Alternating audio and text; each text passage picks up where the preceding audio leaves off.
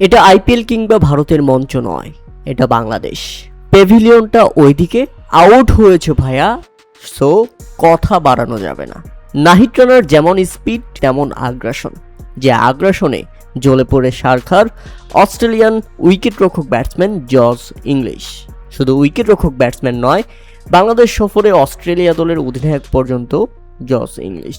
তাই তো বাংলাদেশের অধিনায়ক মেহেদী হাসান মিরাজ জস ইংলিশকে বিতর্ক থেকে বের করে প্যাভিলিয়নে পাঠিয়ে দিলেন বুঝিয়ে যে এই তরুণ ছেলেটার মাথা খারাপ, যে কোনো কিছু হয়ে যেতে পারে, তার থেকে ভালো ভাইয়া তর্ক না করে প্যাভিলিয়নে ফিরে যান।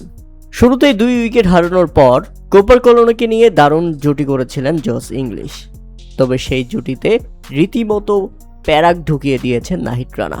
দুর্দান্ত ডেলিভারিতে উইকেটের পেছনে ক্যাচ দিয়ে ফেরেন জস ইংলিশ, আর নিজের ক্যারিয়ারের অস্ট্রেলিয়ান কোনো প্রথম উইকেট।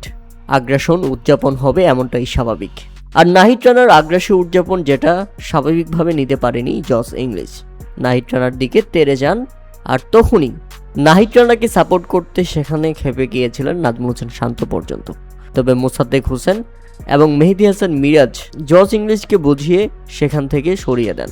আমরা যখন টিভি রিপ্লেতে দেখি, জস ইংলিশের সঙ্গে তর্ক বিতর্ক হয় নাহিদ রানার।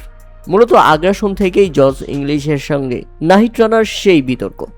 এরপর মোসাদ্দেক হোসেনও কম নয়, ব্যাট হাতে দুর্দান্ত ইনিংস খেলার পাশাপাশি বল হাতেও নিজের দ্বিতীয় ওভারেই তুলে দিলেন কোপার কলোনির উইকেট। রীতিমতো বোল্ড করে দিয়ে মোসাদ্দেক হোসেন প্রমাণ করলেন তিনি বাংলাদেশ দলে কামব্যাক করেছেন দীর্ঘ সময়ের জন্য। পুরোপুরি বাংলাদেশের জার্সিটা তিনি এখন ধরে রাখতে চান। মোসাদ্দেকের অলরাউন্ডার পারফরমেন্স সেটারই ইঙ্গিত দিচ্ছে। শুরুতেই 5 রানে বেঁচে গিয়েছিলেন কোপার কলোনি, সেখান থেকে 35 রানের দারুণ ইনিংসও খেলেছেন। অস্ট্রেলিয়ার ভরসার প্রতীক হয়ে দাঁড়াতে চেয়েছিলেন কোপার কলোনি, তবে মোসাদ্দেক হোসেন সেটা হতে দেয়নি। বোলিং করতে এসে রীতিমতো বোল্ড করে দিয়ে প্যাভিলিয়নে পাঠিয়ে দিয়েছেন এই ব্যাটসম্যানকে। শুধু এখানেই শেষ নয়, এরপর আরও একটি উইকেট পেয়েছেন নাহিদ রানা, ফিরিয়ে দিয়েছেন দুর্দান্ত খেলতে থাকা অ্যালেক্স ক্যারিকে। 62 বলে 47 রান করে ফিরে যান এই ব্যাটসম্যান।